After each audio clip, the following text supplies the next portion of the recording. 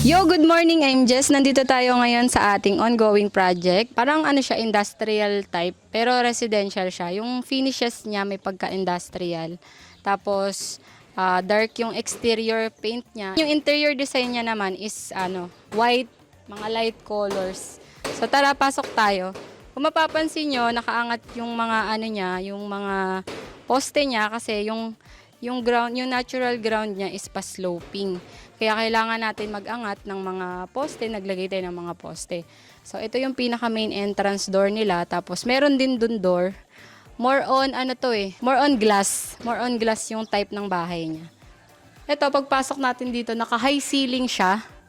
Tapos yan, ito may mga wood pa dito for other na ilalagay. So, ito naman dito sa side na to, diyan ilalagay yung kitchen sink.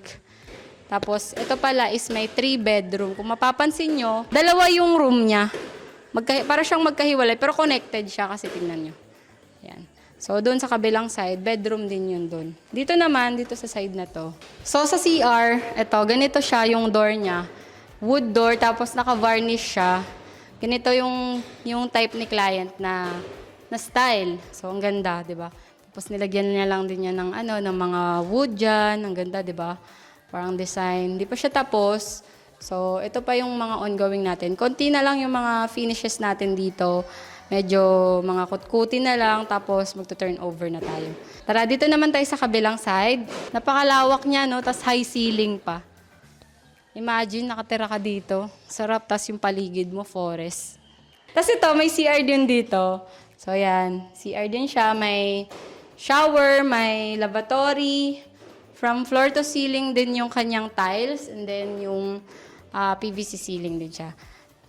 Yung ceramic tiles din pala yung ginamit natin dito. Tapos, yung preferred na tiles dito ni client is yung non-skid.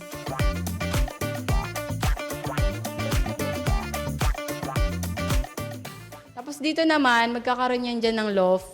So, loft yan dyan. Tapos ito, bedroom. Ang ganda, di ba? So, more on glass. Sa kabila, hindi pa natin mapupuntahan, hindi ko pa mapapasilip sa inyo. Kasi ongoing pa yung pagkakabit ng glass, ng bifold glass. So, next time, papasilip ko sa inyo yung turnover na natin na project. Yun lang. Thank you for watching. Bye!